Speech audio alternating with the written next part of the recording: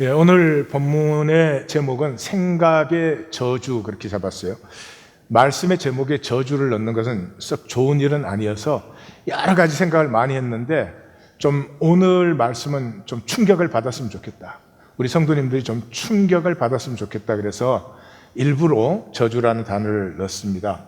물론 생각은 복도 있어요. 생각에 복도 있지만 그건 뭐 말할 필요가 없어요. 생각은 뭐 멈출 수도 없고 자동으로 맨날 하는 거니까 그건 놔두고 그 생각에서 경계해야 될 것이 있어요. 그래서 그것을 좀 나누겠습니다. 생각과 하나님과 누가 더 높나요? 내 생각과 하나님과 누가 더 높나요? 내가 하나님 말씀대로 생각하고 있으면 하나님이 더 높은 거고, 내 생각의 상황을 따라서 뭐 하나님을 섬기고 뭐 이해도 한다면 그럼 내 생각이 더 높은 거고, 그렇죠?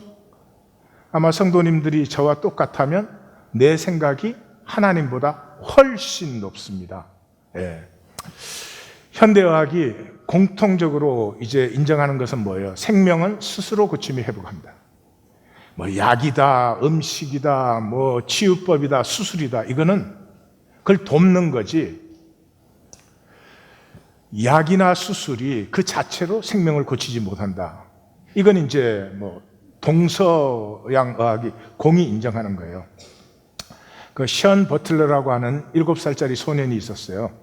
보스턴에 사는 소년인데 그 보스턴 레드삭스의 데이브 스태플톤이라고 하는 야구 선수가 있었어요. 이렇게 유명하거나 아주 잘한 선수 아니에요. 픽업될 때도 10th 라운드에서 픽업됐어요. 잘 모르시겠지만은 벌스, 세컨드, 떨드 정도에서 픽업돼야지 10th, 좀 곤란한 거예요. 그래서 마이너리그에서 5년간 있다가 픽업돼서 올라와서도 유틸리티 플레이였어요. 유틸리티 플레이어는 자기 포지션이 없고 빈자리 생길 때 나가는 거예요. 그래서 평생에서 몇 게임 뛰지도 못했어요. 그런 선수인데 이 션 버틀러라고 하는 7살짜리 소년은 류키미아가 걸려서 그 암세포가 뇌까지 완전히 장악이 되어버려서 그 아버지가 이제 생명 연장하는 것을 중지해달라 요청을 했어요. 아이가 너무 고통을 당하니까요. 그래서 이제 그걸 떼면은, 보조기구를 떼면 죽는 거죠. 근데 그 떼기 전에 그 아이가 그 간호원에게 내가 데이브 스테이플턴을 보고 싶다. 내가 좋아하는데. 그 말을 하니까 간호원이 그 즉시로 레드삭스에 연락을 해가지고 이 데이브 스테이플턴이 그냥 병원으로 달려왔어요. 그래서 만나서 둘이 1시간 이상 만났다고 해요.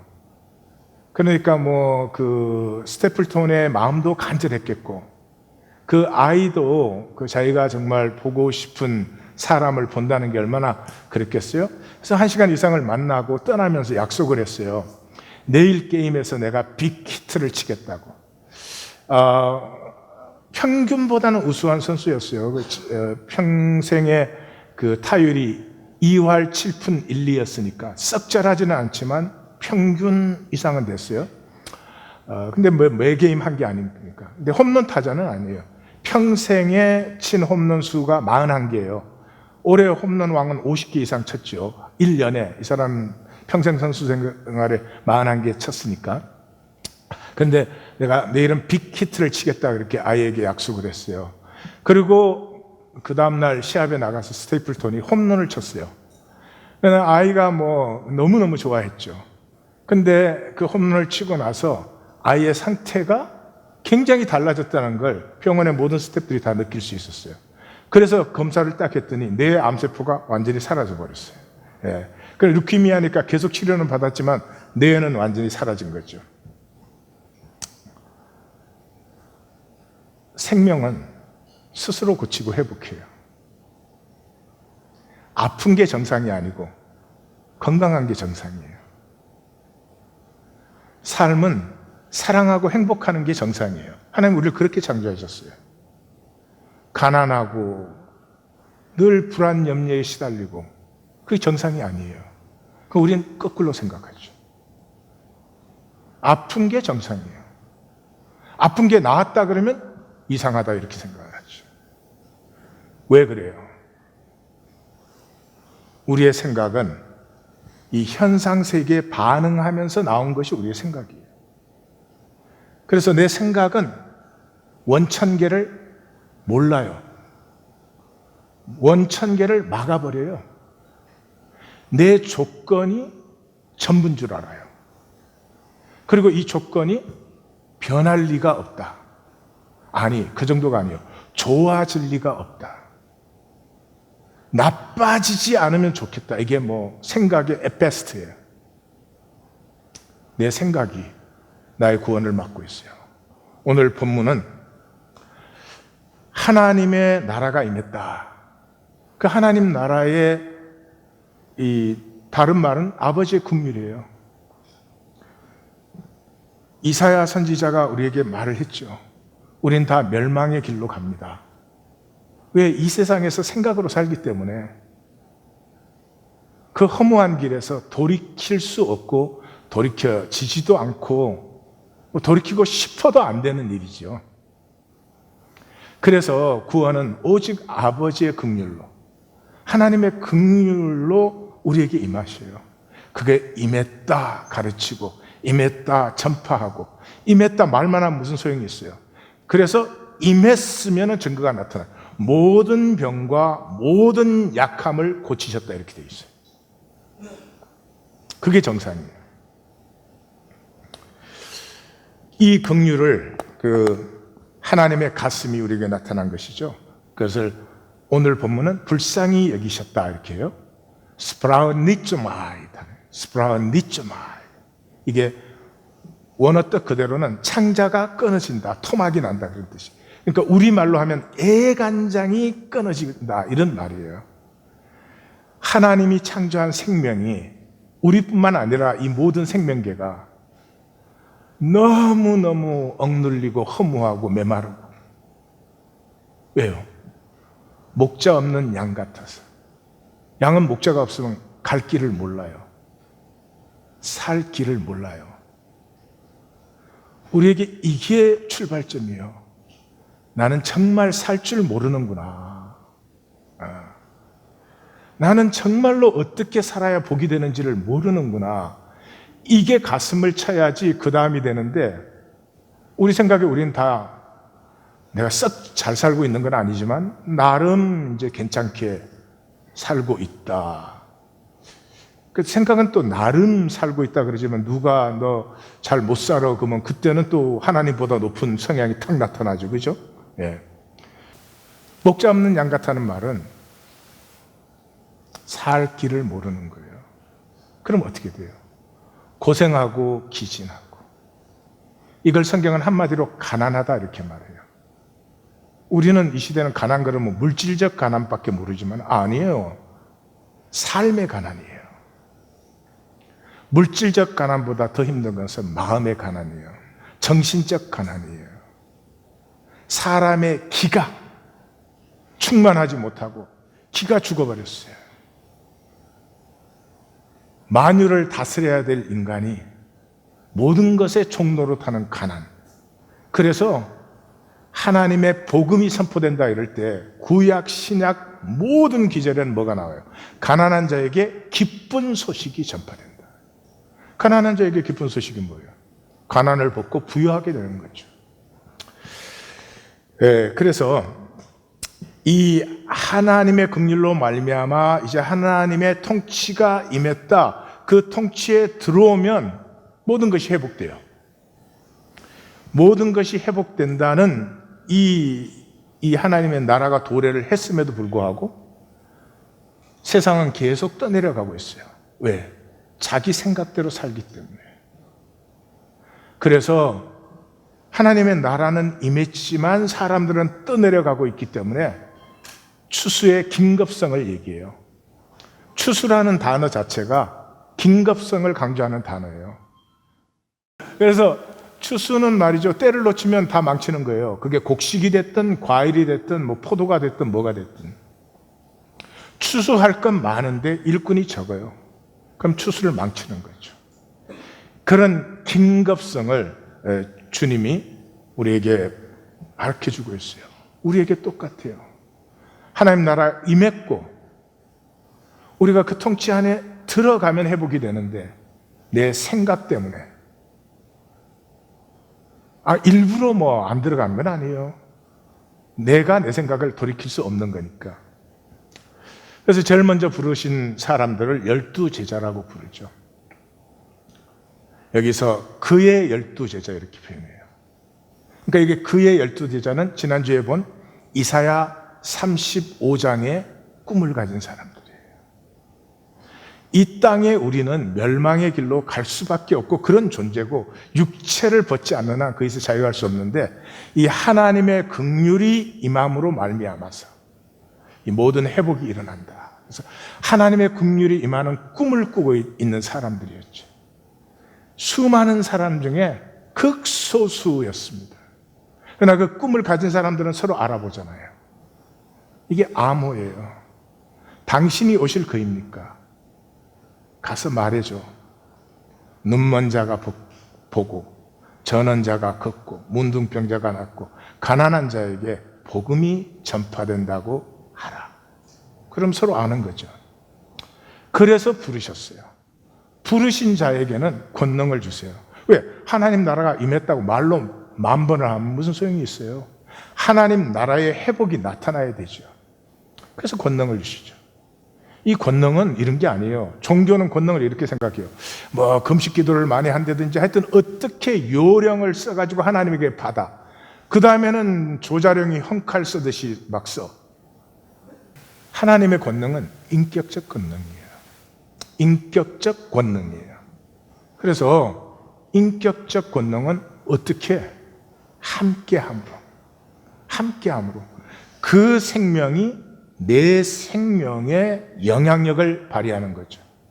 예, 생명이 강한 사람과 약한 사람이 함께하면 생명력이 강한 쪽이 약한 쪽에 영향을 주죠. 그래서 함께하는 이것을 성경은 한 몸이라고 창세기부터 시작했어요. 그걸 다른 말로 하면 임재예요, 임재. 보라, 세상 끝날까지 내가 너희와 항상 함께 있으리라. 이걸 다른 말로 하면 내 이름으로 기도하면 그거 똑같은 얘기예요. 그래서 18장 20절에는 두세 사람이 내 이름으로 모인 곳에는 나도 거기에 임재하느니라. 내가 뭘 잘해가지고 받는 게 아니고요. 이걸 받기 위해서 무슨 요령이 있는 게 아니고 하나님과 함께함으로 말미암아 하나님의 생명, 권능은 생명이죠. 생명의 역사가 내 안에서 자라나기 시작해요. 그러니까 권능의 양은 달라요. 그 성숙도에 달라서. 그러나 거듭났다면, 부르심을 받았다면, 신약 성경은 구원이라는 단어를 거의 안 써요. 우리가 지금 현재 말하는 거듭남을 구원이라고 부르는 것은 전부 부르심을 받았다 이렇게 써요. 부르심을 받았다면 반드시 권능이 있어야죠. 왜 종교가 실제가 아닌가? 그럼 거듭났다는데 권능은 아무것도 없어요. 예. 자, 여기에서 우리에겐 중요한 질문을 사실은 해야 됩니다. 이 백성들이 저렇게 고생하고 기진하고 가난한 것은 왜 저들이 그렇게 아픈 삶에 사로잡혀 있어요? 원인이 로마와 헤롯과 종교죠. 그럼 예수님은 왜 체제를 혁신하지 않으셨는가? 이미 이것은 예수님의 사역 전에 사실은 선포한 거죠. 돌로 떡을 만들어요. 그러면 무한 공급하잖아요. 무한. 돌은 무한이니까. 무한 공급할 수 있잖아요. 근데 그거 거부하셨어요. 그 다음에 성전 꼭대기에서 뛰어내리면 천사가 수중을 들어. 메시아가 대제사장이 되면 그 종교는 어떤 종교가 되겠어요? 그거 거부하셨어요. 열국의 권세를 자기가 받으시면 메시아가 로마 황제가 되면 어떤 시대가 이르겠어요? 그걸 거부하셨어요. 왜? 문제가 체제에 있지 않기 때문에. 마치 이런 거죠. 포로 수용소가 민주화가 돼가지고요. 제일 좋은 침대에서 자고, 매일 스테이크를 먹고, 간수와 그 포로 수용소 소장을 자기들이 투표해서 뽑아요. 그래도 포로는 포로예요. 문제가 그게 있잖아요. 문제는 우리의 생각이 있어요. 칼이 아니에요. 말씀은 우리의 생각을 새롭게 하기 위해서 말씀이 있는 거죠. 그래서 원천적인 새로움이 피어나야 돼요. 원천적인 새로움. 원천적인 새로움이라는 것은 실체. 생각은 실체가 아니에요. 실체에 대한 반응이에요. 그래서 이 세상에서 반응한 경험이 생각이기 때문에 굉장히 이상해요. 너 잘 안 될 거야 그러면 확 믿어져요. 근데 너 잘 될 거야 이러면 저는 무슨 사기를 치려고. 우리가 스스로 그래요. 우리가 복을 맞고 있다니까요. 실체는 그거 아니죠. 하나님 우리를 복되고 자기의 생명을 마음껏 누리도록 하셨죠. 이것을 회복하는 길은 체제를 바꿔서 되는 게 아니죠. 그래서 오늘은 생각에 대해서 좀 생각을 하겠습니다. 생각은 허구예요. 왜요? 생각은 실체에 대한 나의 반응이지 실체 자체가 아니잖아요. 근데 우리는 생각을 실체와 동일시해버려요. 내 생각에 저 사람이 안 좋은 사람이야 그러면 그 사람이 안 좋은 사람이 돼야 내가 속이 시원한 거죠. 그래서 모든 괴로움은 생각과 실체의 차이에서 나와요. 내 생각의 나와 실체의 나, 다르지 않아요? 여기에 모든 괴로움이 생기는 거예요. 실체의 나대로 내가 생각하면 괴로움이 없죠. 근데 생각의 나는 모든 사람에게 좋은 사람이고 싶고 좋은 사람이어야 되고 모든 사람에게 인정받아야 되고 뭐 이런 거죠. 그래서 생각은 이 세상 기제이기 때문에 굉장히 부정적이에요. 여러분 생각을 긍정적으로 한번 하려고 노력해 보세요. 어떤 사람에 대해서 좋은 걸 한번 생각해 보세요. 1분 이상 하는 건 거의 기적이에요. 근데 안 좋은 면을 한번 생각을 해 보세요. 5박 6일도 할 수 있어요. 이게 겉사람의 허상이에요. 하나님 같이, 마귀가 우리 하나님 같이 쏘갔잖아요. 그래서 생각에 나는 전지전능이에요. 그래서 내 생각대로 안 되면 화도 나고 심판도 하고, 내 생각에는 이렇게 열심히 말씀을 전하는데 다 기뻐해야 될 것 같은데, 실제는 아직도 안 끝났어 아직? 뭐 이렇게 되니까. 이 생각은 뭐 불필요한 건 아니에요. 불필요하다고 안 할 수도 없는 거지만 생각은 하나님이 허락하신 이유가 모든 생각은 달라요.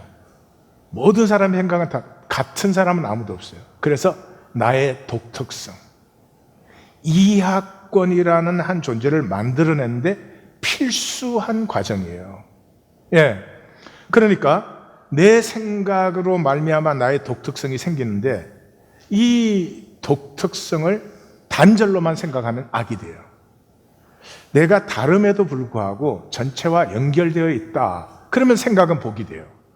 그런데 우리는 생각에서는 다 단절되어 있거든요. 이 세상은 똑같아요. 그래서 내가 육체로 태어날 때 나로 단절된 나로 태어나잖아요. 그때부터 모든 입력이에요. 이게 내 생각이에요. 그런데 뇌는 40세까지 자란대요. 40세 이하는 인간이 아니야. 40세까지 자라니까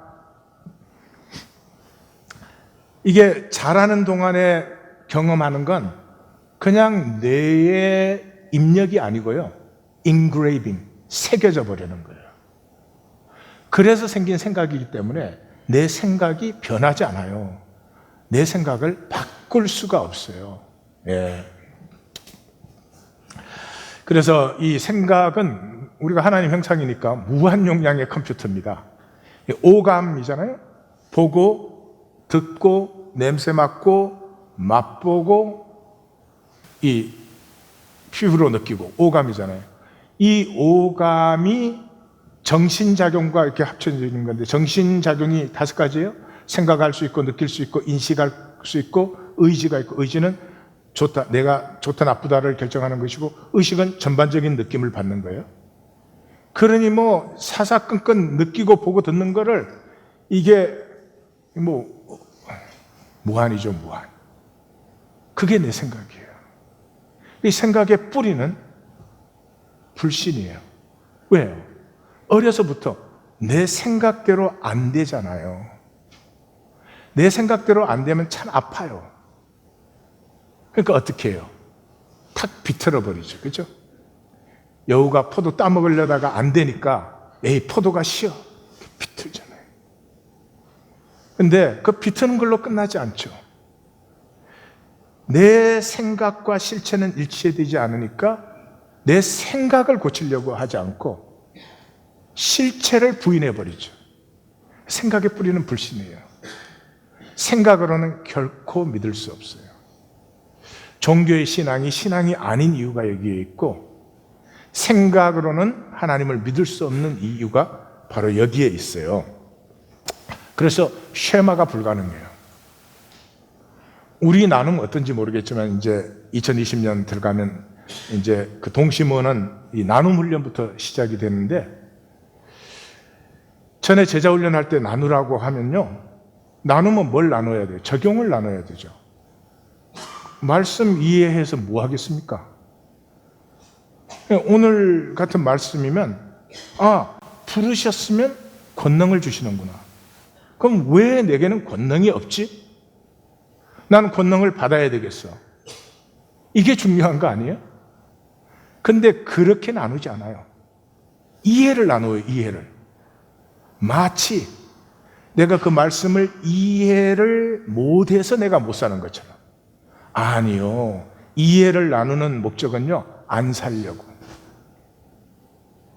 그냥 말씀은 내 생각에 맞지 않거든요. 그래서 말씀을 살려고 생각한다면은 내 생각이 부정돼야 되니까 우리에게 이게 견딜 수가 없는 거예요. 그래서 말씀을 직접적으로 만나지 않고 말씀에 대한 이해를 못하는 것처럼. 슬쩍 비틀어요.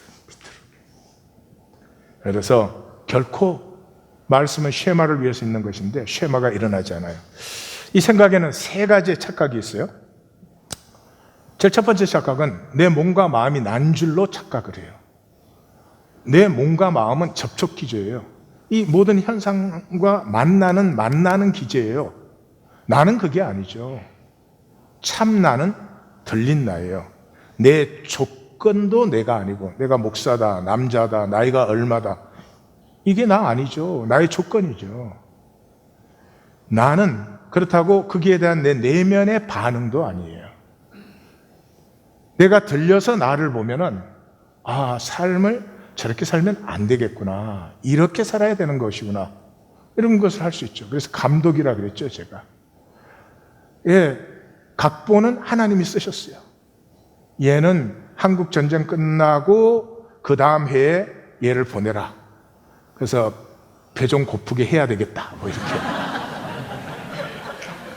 그래서 나는 무슨 삼겹살하고 원수진 줄 알아요. 내 사명은 삼겹살을 없애는 것. 그러나 그 각본을 가지고 어떤 의미, 어떤 얘기를 피워내는가 하는 건 감독이에요. 그 각본을 감독이 어떻게 해석해서 어떤 배우를 가지고 어떻게 표현해내느냐, 그게 나예요. 이 생각은 내가 내 몸과 마음으로 착각을 해요. 그래서 이렇게 말해요. I am sad 그래요. 내가 왜 sad야? Sadness is in me. 아, 슬픔이 내 안에 지금 들어왔구나. 그 사람은 좀 있으면 지나가요, 슬픔이. 근데 내가 슬픔이면 내가 붙들고 있죠. 그래서 우울증이 생기는 거죠. 예, 뭐 괴롭고 힘들고 이런 거 생길 수 있죠. 그건 내가 아니지. 이것만 분명하면 다 지나가는 거예요. 그게 매달리지 않아요. 기쁨이라고 매달리지 않아요. 그건 자유인데 이 생각은 절대로 그렇게 하지 않죠. 두 번째 착각이 뭐예요? 내가 생각하는 줄 알아요. 그래서 뭐 이렇게 말해요. 생각을 좀 바꿔라, 이런 말. 여러분, 생각을 바꿔라 이렇게 말하는 사람도 그 생각 바꿀 수 있을까 없을까요? 못 바꿔요. 생각은 떠오르는 거예요. 예? 아, 이 발에 돌이 뚝 떨어졌는데, 아, 아프다고 생각해야 되겠구나. 그래요, 그냥 아야 그래요. 그냥 생각은 떠오르는 게 happens, it happens. 다시 말해서 내가 생각하지 않아요. 내가 통제할 수 없어요. 내가 내 생각을 바꿀 수 없어요. 뭐 이런 말 많죠. 긍정적으로 생각해라. 그다음 뭘 몰라서 그러는 거예요. 사람을 보고 긍정적으로 생각을 시키면 긍정적으로 생각하는 만큼 뒷골이 땡긴다니까. 이게 부정적인 게 일어나면 어떡하지 이래가지고 손해가 더 커져요. 예, 그런 말 절대로 믿지 마세요. 말씀을 믿으세요. 그래서 우리는 정말로 살 줄 몰라요. 내 생각대로 사는 거 아니에요. 내 생각과 다르게 내가 살 수가 없잖아요. 정말 우리가 살 줄 몰라요. 이게 가슴에 사무쳐야 되는데, 그러면 하나님의 긍휼의 새 일이 일어나는데, 이거 내 생각대로 고집하거든. 다른 사람 아니라 그러면 뭐 그 사람 뭐 정당화까지 하면서 뭐 공격까지 하면서 그냥 그 내 생각의 길로 가는 거 아니에요. 그 길 밖에는 우리에겐 다른 길이 없어요. 그래서 말씀의 수많은 말씀에서 말씀을 묵상하는 게 복이다. 주의 말씀이 내 발에 등불이요 내 길에 빛이다. 사도 바울은 그랬죠. 모든 이론을 무너뜨리며 뭐예요? 생각의 이론이죠. 하나님 아는 것을 대적하여 높아진 것을. 제가 시작할 때 생각이 높습니까? 하나님이 높습니까? 그랬죠. 제 질문 아니에요. 사도 바울의 질문이에요. 내 생각이 하나님보다 높다니까요. 그 복이 되겠어요? 안 되죠. 높아진 것을 다 무너뜨리고 모든 생각을 사로잡아 그리스도에게 복종하게 하니. 할렐루야. 여러분, 가정에서 남편과 아내가 서로의 생각이 그리스도에게 복종하면 그 남편과 아내의 복이 얼마나 큰지 아세요? 생각이 사라진 곳에는 실체가 나타나요. 실체는 복이에요. 하나님이 복되게 창조하셨고 사랑으로 창조하셨고 하나님의 생명의 그 복과 무한함으로 창조하셨고 이걸 다 망가뜨리는 게 생각이에요. 그래서 세 번째 착각. 세 번째 생각은 생각을 내가 자유롭게 할 수 있는 줄 알아요. 내 마음대로 생각할 수 있는 줄 알아요. 아니요. 생각은 할수록 길이 생겨요. 그 내 생각의 길로 밖에는 생각을 못 해요. 그래서 내 생각은 꼭 내 생각 같아요. 그리고 제 생각은 꼭 제 생각 같아. 예. 그래서 아무리 제가 무슨 말씀을 전해도 다 생각으로 들으신 후에 또 자기 생각의 길을 가요. 이게 종교의 한계예요. 그래서 생각이 아니고 실체를 만나야 돼요.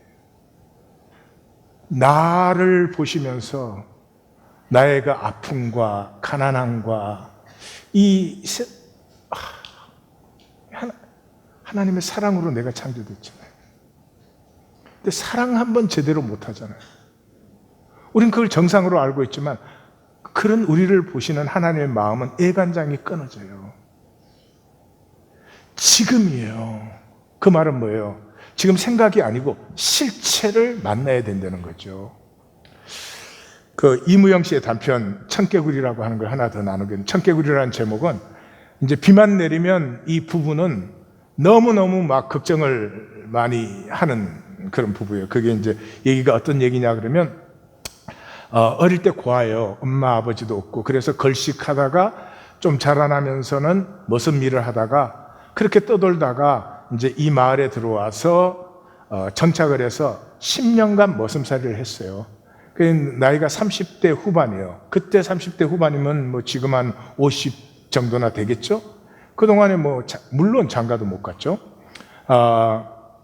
그런데 그 마을에 이렇게 시집 갔다가 소방 맞고 돌아온 여인이 있어요. 그래서 사람들이, 그 친구들이 두 사람을 매치를 해줘요. 근데 뭐 아무것도 없으니까 친구들이 이렇게 합쳐가지고 그 밭 맷대기를 해줘요. 그래서 이 두 부부가 사는데 그 두 부부의 얘기를 먼저 들어보겠습니다. 사람들이 이 사람을 첨지라고 불러요. 그래, 첨지와 아내. 첨지 아내는 투실투실하게 생긴 밉도 곱도 않은 중년 부인이다. 어려서 출가를 했다가 철나자 학교 공부를 한 남편한테 소박을 맞고 씨앗을 보고서도 5년이나 잠자코 부엌대기 노릇을 했건만 씨앗의 요사는 날로 늘어가고 남편의 학대는 날로 심해서 갈아입을 옷 한 벌만을 꾸려 싸가지고 드난이나 살까에서 나왔던 길에 첨지와 중신이 된 것이다. 재물도 그는 탐하지 않았고 고생도 겁을 내지 않았다. 남편이 거들떠 보아주면 했고 거들떠 보지는 않더라도 쫓아내지만 말아주면 오직 이것만을 빌며 살아온 여인이다. 그는 첨지를 은인으로 섬겼다. 부처님 이상, 하나님 이상 받들었다. 자기도 굶고서도 잘 먹었노라 새꾀기를 잘라서 이를 쑤시는 것을 볼 때마다 그는 눈물이 글썽해진다. 읍내로 새벽나무를 팔러 갔다가는 납반지니 댕깃감이니 사들고 와서는 아이들처럼 좋아한다. 든직은 하나 잔재미가 없는 아내는 누가 그런 거 사오랬나? 너무 고마워서 핀잔을 주는 것이지만 첨지는 혹여 아내가 자기를 지금의 고생살이를 달가워하지 않는 것이나 아닌가 싶어 우울해지던 것이다. 한 번은 장에서 오더니 눈을 감고 입을 벌리라고 한다. 싫대도 기어코 입을 벌리고는 눈깔 사탕 한 개를 툭 털어넣어 주어 부지 중에 눈물이 좌르르 쏟아진 일이 있다. 그런 후로는 아내는 첨지를 믿는 줄 알았고 사랑하는 줄도 알았다. 이 시대 부부는 불행해요. 왜요? 생각의 부부니까. 생각의 부부예요. 세상은 생각을 발전시키는 데예요. 이 두 사람은 그냥 내게 주어진 아내, 내게 주어진 남편이에요. 그 이상을 바라는 게 없어요. 그 먹기가 힘들고 먹을 게 없으니까 남편이 아내가 조금이라도 더 먹게 하려고 먹은 척하고 이빨 쑤시고. 근데 아들이 낳았어요. 아들이 하나 낳으니까 이 아들은 학교를 보내고 싶어요. 그래야 초등학교예요. 그렇지만 지금은 먹고 사는 것도 부족하니 학교를 어떻게 보내겠어요? 그래서 뒷산에다가 논을 개간하기로 했어요. 개간될 수 없는 땅이죠. 거기에 물길이 없죠. 모두가 그건 안 된다, 불가능하다. 친구들이 도와주지를 못해요. 너무 이렇게 허망하게 보이니까. 그런데 이 두 부부는 그 어린아이를 업고 올라가서 결국 논을 개간을 하고 물길을 만들어내요. 근데 물길이 완성되자마자 그 일제치한데 그 옆에 길을 내겠다고 와서 길을 내는 바람에 물고고 뭐고가 다 막혀버렸어요. 그래서 이제 비가 좀 많이 오면은 이 산에서 내리는 물이 그 논을 덮치게 되어 있어요. 그러니 그게 논이 될 수가 없지 않아요? 그런데 장마가 져가지고 비가 막 엄청나게 내려요. 3일을 계속 내렸는데 정신이 없어요. 그냥 매일 올라가서 보는데 다행히 이게 논이 아직까지는 위험하지 않아요. 그래서 다행이다 그러고 돌아왔는데 넷째 날에 이번에는 물을 쏟아붓는 것처럼 한잠을 못 자고 새벽에 아직 깜깜한데 그 논을 보러 나아갑니다. 나아가다가 보니까 홍수가 져버렸어요. 그 일대가. 그래서 기절을 합니다. 그 장면을 또 오디오로 듣겠습니다. 지척을 분간할 수도 없는 골짜기를 그는 허우단심 기어 올라가다가 어디선지 철벅하며 물이 허리에 찬다. 터졌구나. 정신이 아찔하면서도 그는 그것을 깨달았다. 정신이 멀어지는 것 같은 것이 맥을 쓸 수가 없다. 그러나 그는 정신을 가다듬었다. 도무지 알 수가 없다. 여기 이렇게 깊은 물이 있을 때는 분명코 방죽은 터진 것이 분명하다. 가만히 몸을 일으키어 그는 언덕으로 올라서 보았으나 도시 어디가 어딘지 분간을 할 수가 없다. 비는 여전히 억수처럼 퍼부어댄다. 무사키를 바라는 내가 도적놈이지. 어젯밤에는 한 뼘이 채 못 남았댔는데 그 밤새도록 내리퍼분 물이 하늘로 대올라 가기야 했으랴. 첨지는 그대로 언덕에 털썩 주저앉았다. 아니 쓰러졌다. 격심한 현기증을 일으킨 것이다. 그러나 그는 다시 정신을 가다듬었다. 아무리 둘러보아야 지척을 분간할 수가 없다. 그는 다시 몸을 일으키려 했으나 그대로 픽 쓰러져 버리었다. 그 순간이다. 첨지는 모든 것을 보았다. 그리고 모든 것을 깨달았다. 번갯불이 번쩍한 그 순간 그의 눈앞에 전개된 것은 무엇이었던가? 펀한 물이었다. 바다와 같은 물이었다. 무섭게 짧은 순간에 본 바다와 같은 물. 그는 벌떡 일어섰다. 그러나 다 일어서지도 못하고 외마디 소리와 함께 쓰러졌다. 그 이상을 더 볼 필요도 알 필요도 없다는 듯이 그의 의식은 멀어져 간다. 아리송해가는 의식 상태를 그는 어렴풋이 깨달으면서도 그 자신 멀어지는 의식을 어찌할 수가 없었다. 그것은 절대의 암흑이었다. 그러나 또한 절대의 행복처럼도 순간 느껴지는 것이었다. 아니다. 정신을 차려야지, 정신을. 첨지는 분명히 이런 생각을 했다. 생각은 하면서도 벌써 그의 몸뚱이는 그의 말을 듣지 않았다. 아니, 그의 정신작용도 벌써 그의 영도를 받지 않았다. 지금의 그가 가능한 것은 자기가 지금 그 어떠한 절대한 경지로 이끌려 가고 있다는 것을 어렴풋하게 알 뿐, 아니 느낄 뿐이었다. 그것은 죽음의 길 같기도 했다. 그러면서도 그는 그것이 행복인지 절망인지를 분간할 만한 의식은 벌써 없었다. 그저 절대한 경지란 것만이 느껴질 뿐이었다. 예. 이 첨지와 아내와 그 아이에게는 이 밭이, 이 논이, 농사가 생각의 대상이 아니에요. 이걸 어떻게 해가지고 수익을 어떻게 올릴 것인가, 이런 것이 아니고 그냥 삶의 한 부분이에요. 그냥 그 밭이, 논이 자기들 자신이에요. 그런 그 상태에서 현상적으로 보면 논이 다 쓸려서 떠내려가야 되는 그런 상황이에요. 근데 그 말할 수 없는 가슴의 안타까움으로 올라가다가 뭐 홍수가 났으니까 더 이상 뭐가 있겠어요. 기절을 해요. 그 기절은 사실은 기절이 아니고 생각의 세계가 끝나고 이 원천계가 열리는 거죠. 죽음 같기도 해요. 행복 같기도 해요. 더 이상 생각의 세계가 아니에요. 그 안에서도 오직 바라는 것은 이 논이 지켜져서 아이가 학교를 갈 수 있으면 좋겠다. 이게 첨지 아내의 가슴이에요.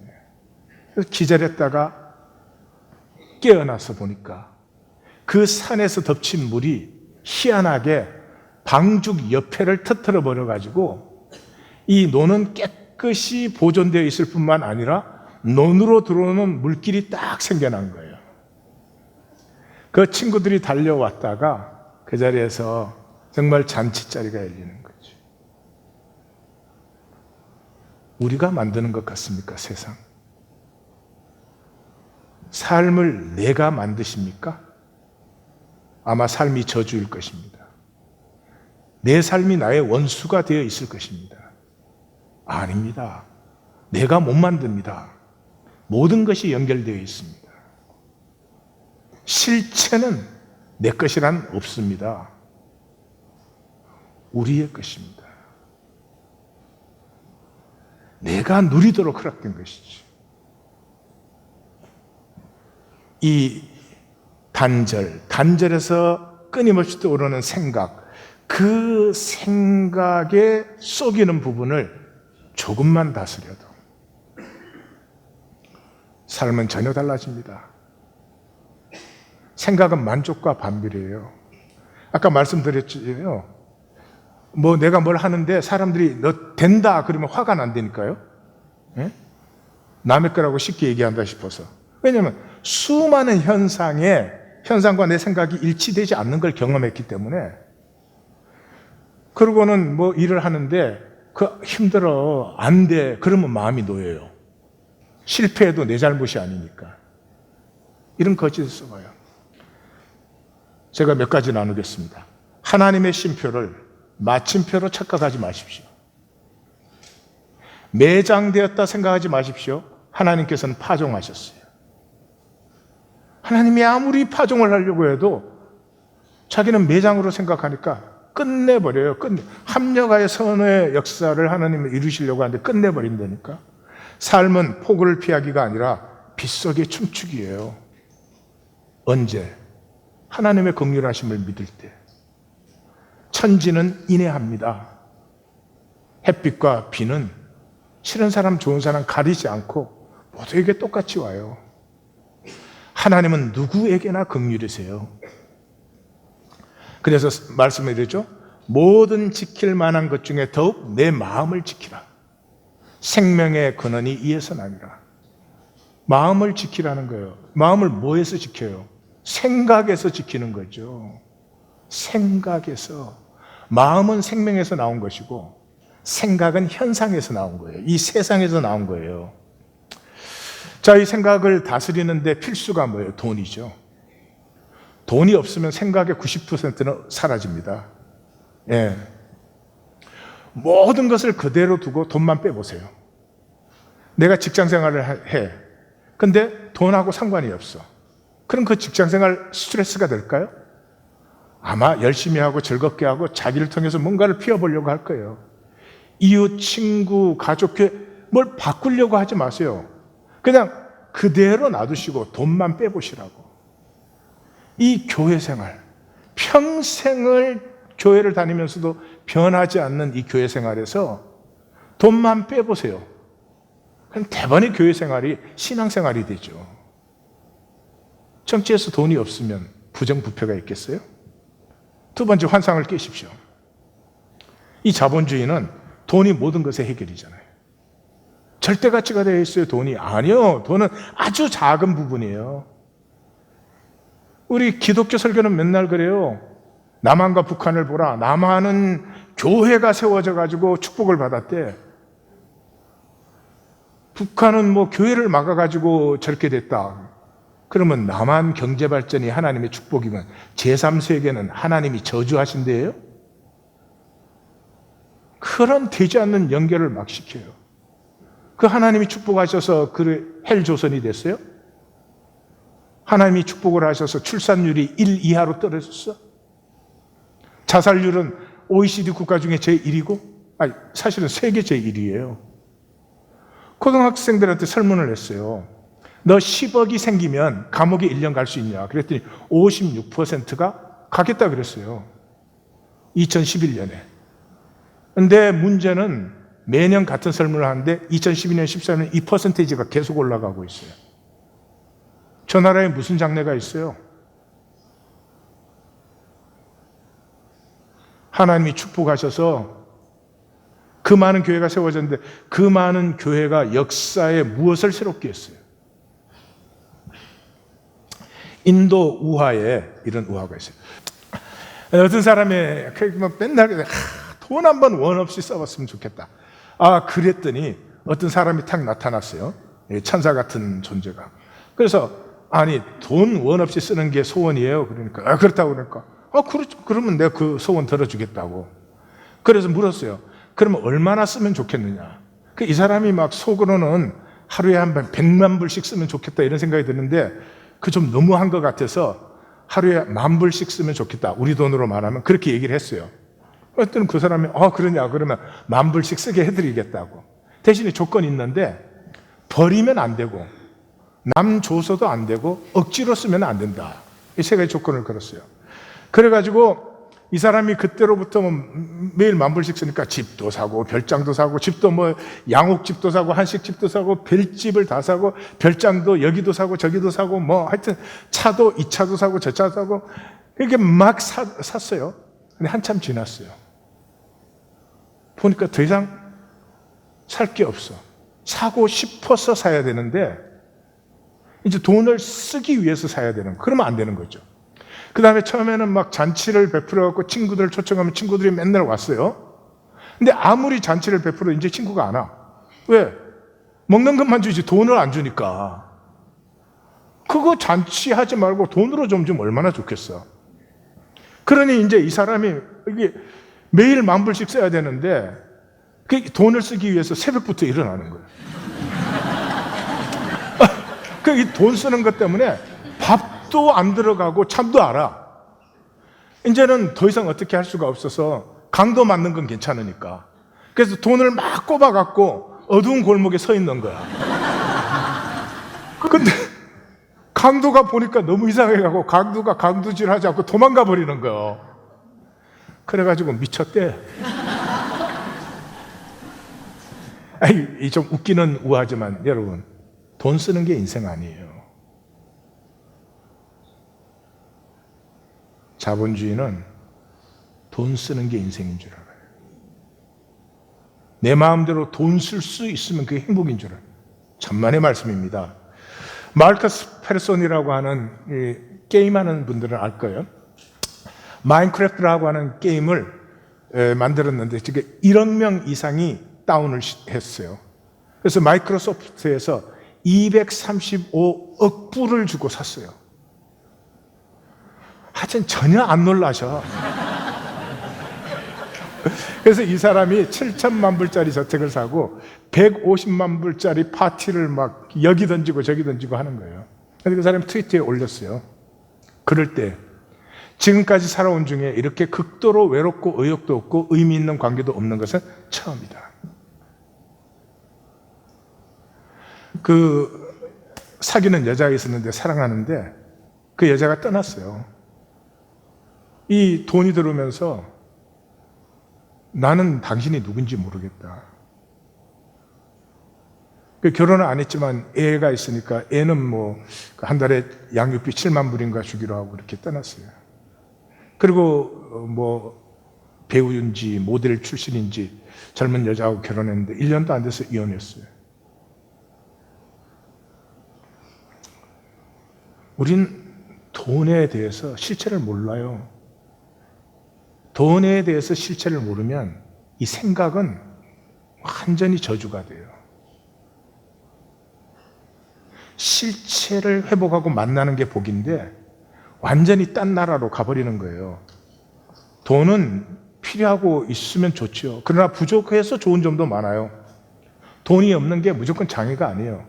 달라이 라마가 이제 그 티베트의 아이들이 달라이 라마가 이제 돌아왔을 때 물었어요. 세상 여러 군데를 다니면서 좋은 걸 먹으니까 뭐가 제일 맛있었느냐? 아이들 질문답죠. 뭐가 제일 맛있었느냐? 달라이 라마가 잠깐 생각을 하더니 그렇게 말을 했어요. 아, 배고플 때 먹었던 게 제일 맛있다. 그래요. 저도 아무리 맛있어도 묵호에서 먹은 짜장면 맛은 잊을 수가 없어. 네. 그 누나하고 둘이 이렇게 부두로 이제 일하러 가다가 그 만두를 하나 사줬어요. 나한테 2개를 못 사고 하나 샀어. 날 줬는데 그 만두가 그렇게 맛있었어요. 지금은 만두 별로 안 좋아해요. 만두 보면 짜증나요. 이 존재의 진실이에요. 없어서 누리게 돼 있어요. 사랑? 나 왜 이렇게 사랑이 없을까? 그때가 사랑을 누리고 있는 때예요. 나 왜 이렇게 효도하지 못할까? 할 때가 효도하는 거예요. 난 참 지혜가 없다. 정말 살 줄 모르는구나. 이러면 살 길이 열려요. 근데 우리 생각은 내가 다 알죠, 뭐. 돈에 의존하시면 안 돼요. 돈을 다스리셔야 돼요. 스승과 제자가 이제 어떤 집에 저녁이 돼서 들어갔어요. 들어갔더니 뭐 초라하고 다 무너져 가고 식구는 아들 셋에 딸 하나 이렇게 엄마 아버지 6 식구가 있는데 너무나 무기력하고 사람들이 생기도 없고 그러는 거예요. 보니까 암소가 한 마리 있는데 그 암소 한 마리 그 젖자 가지고 무슨 뭐 치즈 만들고 우유 이렇게 해서 사는 거예요. 그래서 다음날 아침에 이제 일어나서 나오면서 스승이 제자한테 그랬어요. 저놈의 암소를 절벽에 가서 떨어뜨려 버려라 그랬어요. 제자가 아니 그 암소 때문에 먹고 사는데 저걸 죽이라니. 근데 스승이 시키니까 순종했대요. 그래서 이제 제 문뜻이 있겠지 그러고 절벽에 가서 떨어뜨려 버렸어요. 그리고 몇 년 후에 이제 제자는 홀로가 되어서 이 지방을 지나가다 그 집을 다시 왔어요. 근데 집이 너무너무 반듯하고 깨끗한 집이 지어져 있고 그 식구들이 너무나 활기찬 거예요. 그래서 이제 그 집은 이 사람이 전에 왔던 사람인지 모르죠. 그래서 아이 어떻게 이렇게 잘 사시냐고 그랬더니 전에 우리 암소가 한 마리 있었는데 그놈의 6 식구가 암소한테 매달려가지고 살 때는 사람이 기도 죽고 그저 할 일도 없는 것 같고 그러더니 암소가 죽는 바람에 큰아들, 작은아들은 작은 아들대로 각자 뭐 자기가 할 일을 찾아야 되고 뭘 먹고 살기 위해서 부지런히 하다 보니까 이 가족들이 활기가 차고 이렇게 삶이 부유해졌습니다. 뭐 지금 매달? 나에게 암소는 뭔가? 그거 없으면 죽는 줄 아는 게 뭔가? 한번 점검해 보세요. 그리고 정말 하나님의 뜻은 그것에 매달려 있는 것인지 잘 보세요. 현상 유지는 하실 거예요. 행복하지 않을 거예요. 끝까지 같을 거예요. 불안 염려 떠나지 않을 거예요. 아니요. 돈보다는 내가, 하나님의 형상인 내가 억만 배가 더 중요하죠. 자, 그러면 이제 그 고생과 기진함을 넘어서 복되기는 생각을 다스려야 되죠. 생각을 다스린 수는 없어요. 생각을 다스린다는 건 현재를 누리시면 돼요. 다도 아시죠? 차 한 모금을 마실 때 그 물의 온도와 그 빛깔과 때깔과 맛깔과 향 이걸 느끼실 때는 생각은 없어지죠. 그럼 실체를 만난 거죠. 삶에서 실체를 만나면 모든 것이 복이에요. 모든 것이 유업이고 아름다움이 돼요. 그런데 내 생각은 그 실체를 막아버리죠. 생각의 반대는 현재다. 생각은 허구로 단절된 과거와 미래를 염려해요. 그 생각의 사람은 이게 단절되어 있으니까 항상 그 내 과거의 그 수치 뭐 이런 거에 사로잡혀 있고 미래는 항상 불안하고 염려야. 근데 사실은 단절된 과거와 미래는 없잖아요. 현재 안에 다 있잖아요. 그 과거는 상처가 있었든 어쨌든 현재 나는 현재 나잖아요. 그럼 대체 뭘 그래? 그리고 미래는 지금 가꾸는 대로 미래가 되니까 뭐가 염려가 있어요? 생각이 다 망하게. 모든 걸 저주로 받아요. 모든 걸 불안으로 받아요. 생각의 대극은 십자가예요. 생각은 허구잖아요. 십자가는 실체 중에 실체예요. 실체, 하나님이 실체시고 하나님의 가슴은 실체 중에 실체예요. 그 이 땅에서 고생하고 기진하는 우리를 향한 하나님의 사랑, 실체 중에 실체예요. 이거 만나기까지 우리는 생각대로 살아요. 십자가에 대해서 아무리 배워도, 십자가 노래를 해도 십자가를 만날 때까지는 내 생각대로밖에 못 살아요. 그 생각은 거짓이고 실체가 아니고 불안과 염려를 가중시키고 절대로 안 될 것이라고 나를 막아요. 하나님이 쉼표를 주셨는데 마침표로 생각을 해요. 십자가, 예수님이 오신 이유는 생각을 바꾸러 오셨어요. 우리의 생각이 바뀌지 않는 한 우리는 달라지지 않아요. 생각을 바꾸러 오셨어요. 생각을 어떻게 바꿔요? 내가 하는 허구에서 실체를 만난 진실이 되도록. 아버지 가슴을 만난 사람이 무엇가 두렵겠어요? 나를 보고 아파하시고 내가 복되기를 원하시는 하나님의 가슴을 만난 사람이 피지 못할 것이 무엇이 있으며 누리지 못할 것이 무엇이 있으며 무엇을 한들 용기가 없겠습니까? 결과는 하나님의 것이니까 내가 걱정하지 않아요. 나는 살고 누리는 삶이 되는 거죠. 생각을 바꾸러 오셨어요. 어떻게? 이 세상을 지옥이라고 했잖아요. 그건 뭐 교리적인 얘기 아니에요. 아주 쉽게 얘기하면 이 세상은 so sick. 이 세상에 있는 모든 걸 좀 보세요. so sick. 저는 이 세상의 종교를 보면은 really so sick. 자기 이익밖에는 챙길 줄 모르면서. 왜 구원은 얘기해요? 모든 게 병들지 않았어요? 그 속에 나도 병들었어요. so sick. 실체를 피하니까 그렇지.